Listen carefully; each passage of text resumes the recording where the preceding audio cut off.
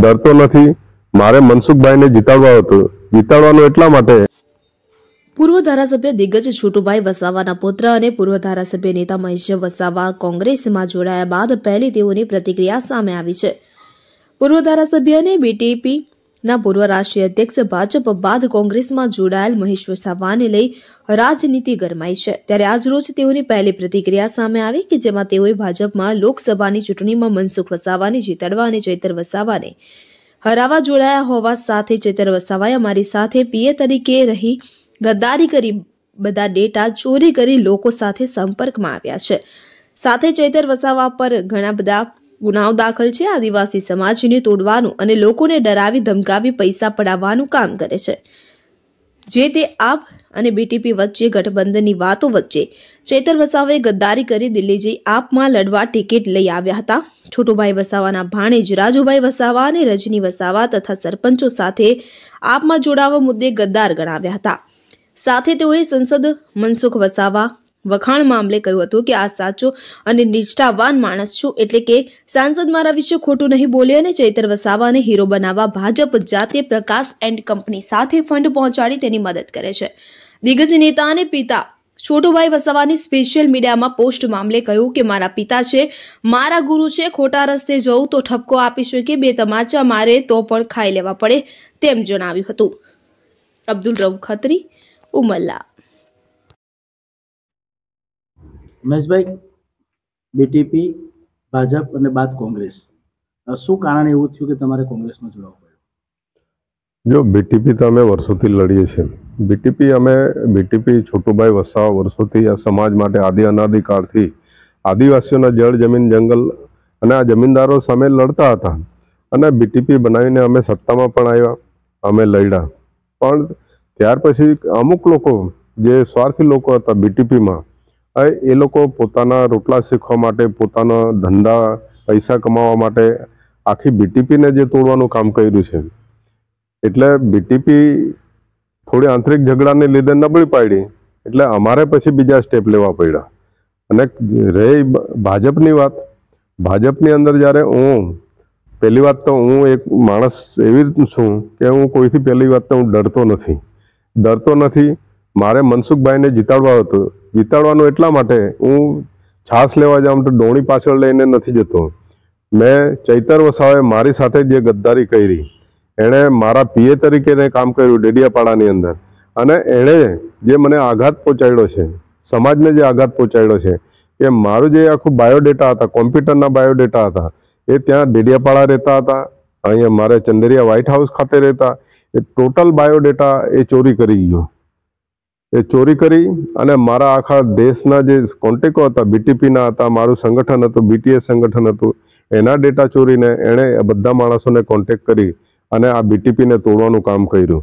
અને ચૈતર વસાવા જ્યારે આ બધી વસ્તુ કરી રહ્યા છે, એ આમ આદમી પાર્ટીમાં જવાનું કારણ એણે જે અમે ટિકિટ એને નવયુવાનોને ચૈતર વસાવા એમ કહે કે મને ટિકિટ નથી આપી અત્યારે વિડીયોમાં. અરે ભાઈ, મેં 17માં જ્યારે ચૂંટાયો ધારાસભ્ય તરીકે, ત્યારે મેં જાહેરાત કરી હતી કે હું મહેશ વસાવા હવે ડેડિયાપાડામાં ચૂંટણી નથી લડવાના, જેથી કરીને નવયુવાનોએ તૈયાર અહીં ગાડી થવું જોઈએ. ને એમાં ચૈતર વસાવા તૈયાર થયા, મારા પીએ હતા, મેં તૈયાર કર્યા એમને. તમે મનસુખભાઈના સ્ટેટમેન્ટ પર તમે જોઈ લો કે મનસુખભાઈ તો સાચું બોલે છે, એ મારી પાર્ટીના નથી, ભલે સાંસદ છે, પણ એણે કહે છે કે સંકલનની મિટિંગની અંદર પણ મહેશભાઈ સાથે બેસાડતા ને એને શીખવતા હતા. ને આવી ગદ્દારી, આ તો ઠીક છે, અમે આમ આદમી પાર્ટી સાથે અમે ગઠબંધન કરેલું હતું કે જેથી આવનારા સમયની અંદર અમારી સીટો અને પ્રજાના કામ કરી શકીએ, પણ છતાં આમ આદમી સાથે કંઈ કારણોસર માન્ય છોટુભાઈ વસાવા સાહેબે જાહેરાત કરીને એની સાથે તોડી દીધું. પરિણામે હજુ તો ટિકિટની વહેંચણી થઈ નહીં હતી, ત્યાર પહેલાં તો ચૈતર બારોબાર અહીંથી તોડીને તરત દિલ્હી ગયા. દિલ્હી જઈને એમને ત્યાંની આમ આદમીની ટિકિટ લેવાની વાત કરી. હજુ તમારી ટિકિટની વહેંચણી કંઈ કરી નહીં હતી, એટલે માણસ જૂઠું બોલે છે. એટલે એણે ત્યાંથી ટિકિટ લાવ્યા આમ આદમીની, અમે બહાદુરભાઈને ટિકિટ આપી. આમાં કોઈ ઉમેદવાર હતો નહીં, મારો તો કોઈ સવાલ જ નહીં હતો ત્યાં લડવાનો. મેં તો ઓલરેડી મિટિંગોમાં જાહેર કરેલું હતું કે મારે ડેડિયાપાડામાં ચૂંટણી નથી લડવાની ધારાસભ્ય તરીકે. મહેશભાઈ, ચૈતરભાઈ નિવેદન આપ્યું છે કે મહેશભાઈ કોંગ્રેસમાં જોડાયા છે, એટલે સ્વાભાવિક છે કે હવે અમરસિંહભાઈ વસાવાનું નિધન થયું છે, ત્યાં ડેડિયાપાડા એ કોંગ્રેસમાં લડશે અને જનતા જેના પર વિશ્વાસ મૂકશે તેના પર મૂકશે, એ બાબતે તમારું શું કહેવું છે? જો અમરસિંહભાઈ ત્યાં લડ્યા હતા, અમરસિંહભાઈ અમારા જ પાર્ટીના હતા, પહેલા જનતા દળમાંથી લડ્યા અને કોંગ્રેસમાંથી લડ્યા અને ધારાસભ્ય બે વખત બન્યા. હું એવી રીતે ત્યાં ગાડી લડ્યો છું, 22 વર્ષ લગી લડ્યો હું 2 વખત હાર્યો છું, 2 વખત ત્યાં ગાડી બન્યો છું. અને આજે નવયુવાનોને ત્યાં તૈયાર કર્યા છે અમે. 22 વર્ષમાં કંઈ અમે ત્યાં ડેડિયાપાડામાં ઘાસ નહીં, જળ જમીન જંગલો અમે ત્યાં ખેડાવ્યા છે. તમે જોઈ લો, આજે જંગલની ડેડિયાપાડાની પ્રજાને જઈને પૂછો કે જંગલની જમીનો માટે કોણ લડ્યા છે. છોટુભાઈ વસાવા અને મહેશભાઈ વસાવાએ આ જંગલની જમીનો લડ્યા છે. જે માઇગ્રેશન થતું હતું હમણાં સુધી, બિચારા ગરીબો પાસે જમીનો નહીં હતી અને એ બધા શહેરોની અંદર સૌરાષ્ટ્ર, કચ્છ, સુરત, અમદાવાદ કામે જતા હતા. એ આજે આ જંગલની જમીનો અમે અપાવી છે અને એ જમીનો અપાવ્યા પછી આજે બધા ત્યાં ગાડી ખેતી કરે છે, ડાંગર, કપાસ અને મકાઈ પકવે છે અને આજે માઇગ્રેશન ઓછું થઈ ગયું છે. એટલે લોકો આજે બહુ શાંતિથી જીવે છે. એ અમારું કામ હતું, અમારી ફરજ હતી લડત એ કરીને. તમારી જ પાર્ટીમાંથી છૂટા પડેલા અને કેટલાક યુવાનો સરપંચો સાથે આજે આમ આદમી પાર્ટીનો હાથ પકડ્યો છે એવા રજનીશ વસાવાએ 2 દિવસ પહેલા એક ટિપ્પણી કરી હતી કે તમે આદિવાસી મતો તોડશો ને ગેરમાર્ગે દોડશો. તમારા જ હાથ નીચે તૈયાર થયેલા છે ને આ રીતનું નિવેદન, એ બાબતે શું? પહેલી વાત તો રજની વસાવા કંઈ એ નથી, કોઈ આગેવાન નથી, કોઈ નેતા નથી, એ કોઈ વખત કંઈ ચૂંટાયો નથી. ઠીક છે, એના ફાધર જ્યારે છોટુભાઈના સંબંધી છે, ભાણિયા છે ને એમણે ચૂંટણી લડાઈને એમને પણ તાલુકાના પ્રમુખ બનાવ્યા. એમના જે દાદા હતા રજનીના, એ દાદાને પણ છોટુભાઈ અને એમને હાથે સંઘર્ષ કરીને પ્રમુખ બનાવ્યા અને રાજુભાઈને પ્રમુખ બનાવ્યા પછી શું વાલિયા તાલુકાનો કોઈ ઉદ્ધાર કરી નાખ્યો? રજની વસાવા તો એને પોતાના રોટલા શીખવા માટે, ખાસ હું રજનીની એટલા માટે વાત કરું છું કે આ જો એ માણસ નાદાન છે. એણે તમે જોઈ લો, એની પર ફાયરિંગ અહીં ગાડી જ્યારે થયું GIDCની અંદર, એ બધા કામ ધંધાના લોકો કામ ધંધા માટે એ કરે છે. આજે જો ગોળી વાગતે ને એનું મર્ડર થઈ જતે તો ક્યાં સમાધાન કરવાના? અત્યારે તો સમાધાન કરી નાખ્યું પૈસા લઈને. ધંધા માટે કોઈ પણ વસ્તુ કરી શકે છે. આજે જયમીન પટેલ જેવાએ ફાયરિંગ કર્યું એ મહેસાણાથી આવીને, એની સાથે સમાધાન કરવાનું. બિચારા બીજા લોકોને માર્યા છે, બીજા એમના માણસોએ કુવાડા અને ધારિયાથી માર્યા છે, એની હાલત શું છે? એને પણ સમાધાન કરાવવાની વાત કરે છે. એટલે આ લોકો ખાલી ઓનલી ફોર સત્તા માટે જ આ લોકો છે. અમે સત્તા માટે નથી, સત્તા માટે હોત અમે તો સંઘર્ષ કરીને સત્તામાં આવ્યા છે. એટલે રજની વસાવા અત્યારે ચૈતર વસાવાને લાવીને આ વિસ્તારમાં પોતાની ચૂંટણીઓ લડવા માટે, પાર પાડવા માટે છે. કેમ કે આ લોકોને ખબર છે કે અહીં ગાડી GIDC આવી છે, આ વિસ્તારમાં ખનીજો આવ્યા છે અને અહીં ગાડી ભરપૂર જે બધું એ મળે છે, એની પર આ લોકોની કાગડાની જેવી નજર હોય એવી નજર આ લોકોની આની પર છે. એટલે એમાં કોઈ ફાવાના છે નથી. એ લોકો તાલુકાની બી નથી જીતવાના અને જિલ્લા પંચાયત પણ નથી જીતવાના અને જીતવા દે નહીં. સાંસદ મનસુખ વસાવાએ તમારા વખાણ કર્યા છે. ભાજપ ભલે છોડ્યું પણ એક મોટી પાર્ટીમાં ગયા છે અને ચૈતર પર કટાક્ષ કરી છે, એ બાબતે શું કહેશો? જો મનસુખભાઈ સાથે હું તો વર્ષોથી ધારાસભ્ય તરીકે ડેડિયાપાડામાં હતા. એ ભાજપમાં 6 ટર્મ ચૂંટાયા, 7મી વખત ચૂંટાયા છે ને મારી કાર્ય પદ્ધતિ એ જાણે છે. હું કોઈના જેવો અછકલો માણસ નથી. ગમે તેવી ભાષા કોઈની પર વાપરી અને માણસને વ્યક્તિગત તોડી પાડવાના, એને વ્યક્તિગત જીવનની અંદર મારે એ કટાક્ષ કરવાના, એ તો ચૈતરભાઈનું કામ છે.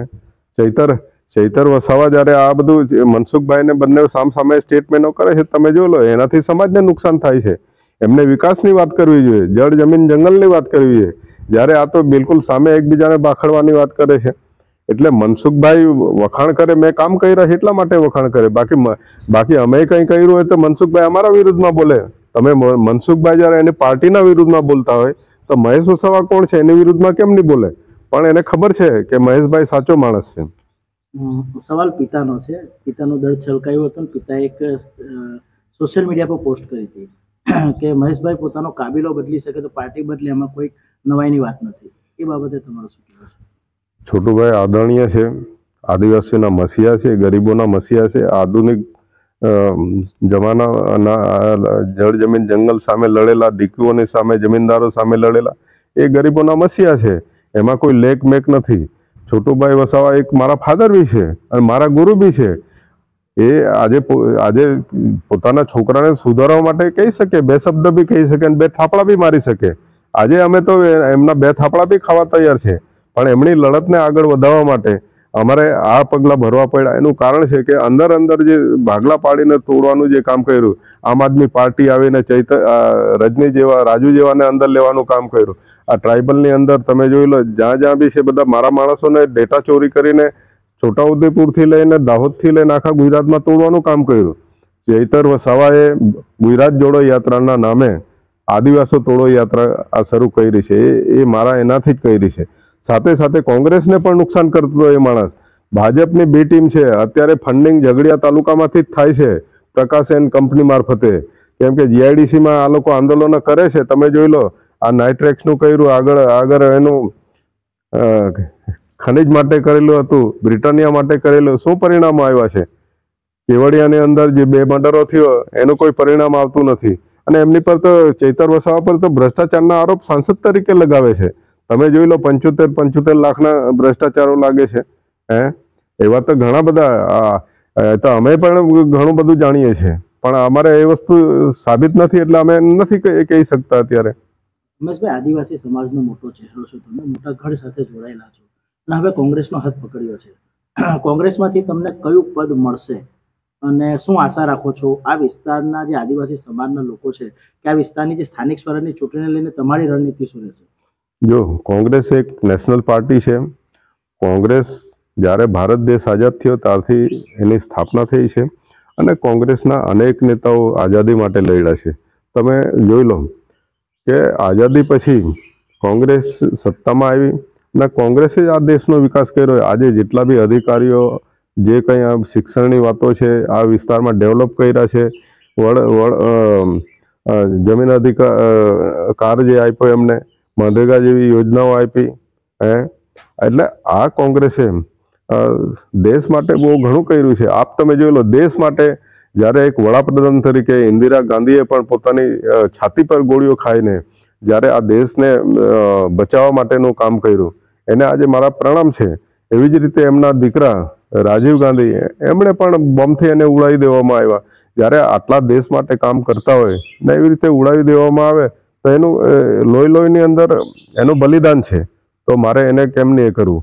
ને ટ્રાઇબલમાં એમણે જ કામ કર્યું છે ને, આ બધી યોજનાઓ જ્યારે ડેમો બનાવ્યા છે એમણે જે કર્યું. આજે પાણી સિંચાઈનું કોઈ આપતા નથી. ત્યાર પછી આજે 30 વર્ષથી આ ભાજપ સરકાર અહીં ગુજરાતમાં આવી છે અને પાણી બધું નર્મદા ડેમ, ઉકાઈ ડેમનું સૌરાષ્ટ્ર ને કચ્છની અંદર લઈ જાય છે. આ બાજુ બારડોલીમાં લઈ જાય છે, ઇન્ડસ્ટ્રીયલને આપે છે. આદિવાસીઓને ક્યાં સિંચાઈનું પાણી મળે છે? પીવાનું પાણી નથી મળતું. તો એ અમારે હવે પછીની જે લડત અમારી જળ જમીન જંગલ માટેની રહેશે. મારો એક પ્રશ્ન એવો હતો કે હોદ્દો કયો મળશે તમને, કયા હોદ્દાની આશા છે? ખાસ કરીને સ્થાનિક હોદ્દાની અમે આશા ક્યારેય રાખતા નથી. અમે હંમેશા કામ કરવાવાળા લોકો છે. સ્થાનિક સ્વરાજની ચૂંટણીને લઈને તમારું આગળનું રણનીતિ શું રહેશે?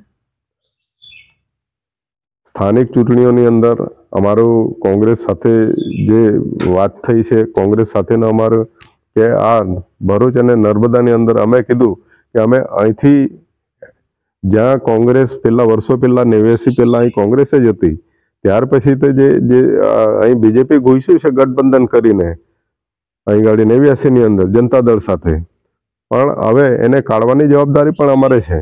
એટલે કોંગ્રેસ સાથે અમે રહી અને આપ તમે જોઈ લો, આ તાલુકા જિલ્લા પંચાયતોની અંદર ઝઘડિયા વાલિયા હોય કે નર્મદા જિલ્લો હોય, આ વખત કોંગ્રેસની સરકાર બનવાની છે આખા ગુજરાતની અંદર. તમને કહેવી દઉં છું કે ભાજપ ભાઈ ભ્રષ્ટાચાર ભૂખથી તરસ થઈ ગયા છે. લોકો આજે ભાજપને એટલું બધું નકારે છે કે ન પૂછી વાત. પણ એને એ કરવા માટે જ કોંગ્રેસના ને બીટીપીના વોટ તોડવા માટે જ આમ આદમી પાર્ટીને પેદા કરી છે અહીં ગાડી. બાકી 22 પહેલા કેમ બધા મત હતા? ચૈતર વસાવા એમ કહે છે કે ડેડિયાપાડામાં 1,08,000 મને મત મળ્યા, અહીં ઝઘડિયામાં 1,32,000 મળ્યા. શું એ તો કોંગ્રેસના તમે જોઈન્ટ હતા, કોંગ્રેસે જ તમને મત આપ્યા છે ને લોકસભાની અંદર. તમારા મત ક્યાં છે? હવે ઉભા રહી જાઓ ને તમે. આવનારા સમયની અંદર ડેડિયાપાડામાં તમે વિધાનસભામાં ઉભા રહેજો અને તાલુકા જિલ્લા પંચાયતમાં ઉભા રહેજો. કેટલી સીટો આવે છે? આજે તમારા ઘરની જિલ્લા પંચાયત આજે બીટીપી નહીં છે, કેમ આવવું જોઈએ ને પાછું? તમારી હિંમત નથી એની અંદર.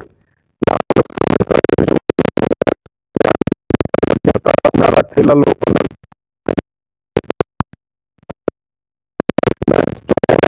વિશ્વાસ છે અને મહેનત કરીશું.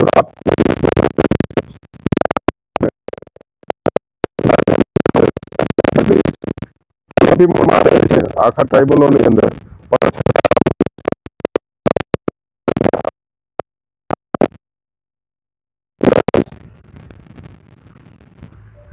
મિનિટ.